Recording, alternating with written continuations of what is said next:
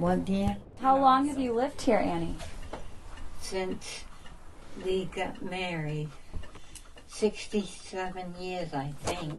In the rural parts of Mid-Coast Maine, Annie, in her 90s, is one of the lucky ones. I have good care. When you hear the word nursing home, is that something you would never ever consider, or do you like being here? I like my home. Mm-hmm. But if it made it necessary to go into a nursing home, I would. Okay. But around the state, Is she on any potassium? not everyone has that option. So we've lost 50 nursing homes and long-term care facilities in the last 10 years. Katie Fulham-Harris with Maine Health says state hospitals are seeing the repercussions of this. Estimates say upwards of 300 patients are stuck right now in Maine hospital beds. We have about half of that number of patients who are in the Maine Health hospitals, many at Maine Medical Center, who are languishing in the hospital because there is no safe place for them to be discharged to. It's costing money. According to the Maine Hospital Association, hospitals are losing $75,000 a month per bed.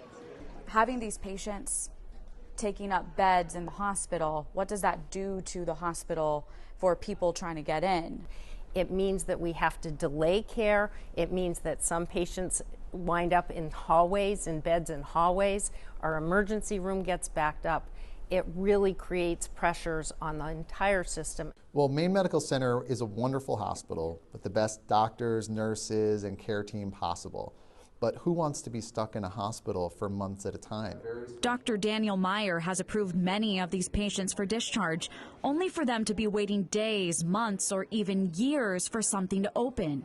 I think it absolutely puts an additional stress on them to have to live in that kind of environment long term. Perhaps they were admitted with pneumonia or a stroke or something that just requires some additional support, and transitioning back to their home environment isn't safe. Hearing this, communities in rural parts of the state are taking it as a call to action. I just thought, I can do this. I can keep these people in their home as long as they can be at home and basically give them a better quality of life. Bringing an old form of care back around, taking the hospital to the homes. It's called community paramedicine. Paramedic Amy Drinkwater leads the St. George Paramedic Program, operating for the first time under grant funding. So we applied for a vehicle so that we could go not just St. George, but we go to Cushing, Rockland, South Thomaston for different patients. Drinkwater and her team, through hospital referrals, spend 20 hours a week driving to a dozen patients' homes in St. George and surrounding communities. I'll grab my bag. Trying to keep people out of the ER.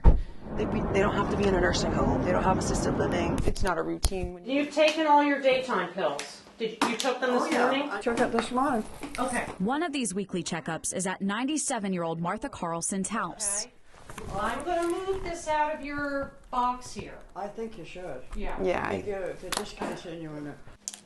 You're quite independent here. Oh yeah, I try to be. Sometimes it doesn't work. You're already set for January 2025. Look Except at if that. I'm here. The state community paramedicine coordinator tells the I-Team while community paramedicine can't solve the backlog as a whole, We can get a list from him. it gives a way for some of these stuck patients to safely leave the hospital so others can take their place. Bye, Martha. The pilot program launched in 2012, but in 2018 the state expanded it, since then visiting close to 1,800 patients. Early findings commissioned by the state show this method is easing the cost on taxpayers. When patients start to receive this care, their use of some of the most expensive health care services goes down. We really have cut down on readmission or ambulances going and take them to the ER. Can you take a deep breath for me? That's the case for Annie. It allows her to stay in her home. Yes, it does. So, They sound very good. how much of a help is this? It is huge, huge. Bye-bye. I'll see you next week.